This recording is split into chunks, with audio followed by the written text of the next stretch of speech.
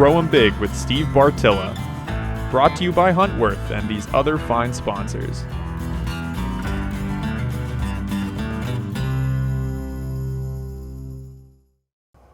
Every single time we're out in the woods and we are hunting, we are making management decisions. So let's say we got some doe tags to fill.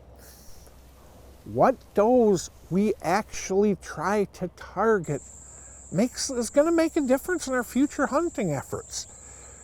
There are does out there that, quite frankly, we all know them, that seem to go out of their way to literally be a pain in our butts and try to ruin every hunting experience we can have.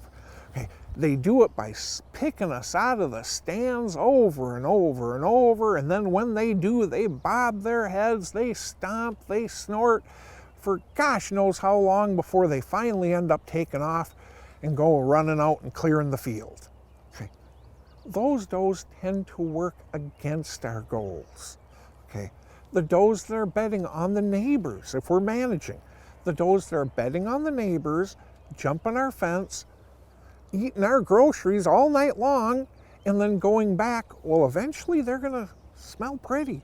And when they smell pretty, these bucks we're managing, they're gonna lead them across the line as well.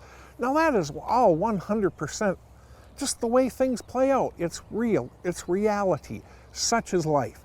But if we're gonna go out there and fill a doe tag, doesn't it make sense to fill the tags of the does that, well, they're sitting there snorting up a storm, they're stomping, they're head bobbing at us, they're pulling the bucks that we're trying to get an extra year on over to the neighbors, and the neighbors, they have every darn right to shoot them if they pop over there.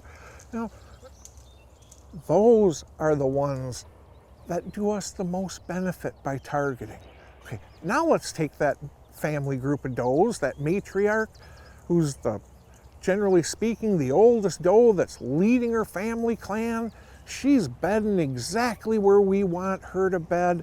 She's getting up in the afternoon, she's going to our food sources. She might even know we're up in that tree, but she's okay.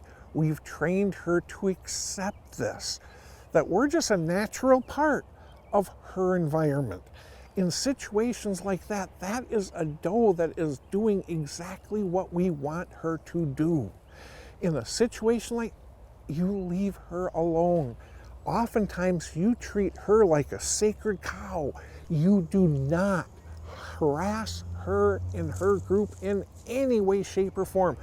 But, as we've talked earlier, that doe, that every single time you're out there hunting, she is stomping up a storm, she's blowing at you, she's bobbing, just generally being a thorn in your side, that is an exceptional doe to target, especially when they're over there on the neighbor's bedding all darn day long, and they're hopping our fence, and they're coming in, and they're literally cleaning out our groceries at night, and when they smell pretty, they're dragging Mr. Big away. Remember, every single time we take a shot out there, whether we realize it or not, we are managing our standing stock by going ahead and using our head on which deer we're targeting, which ones we're not.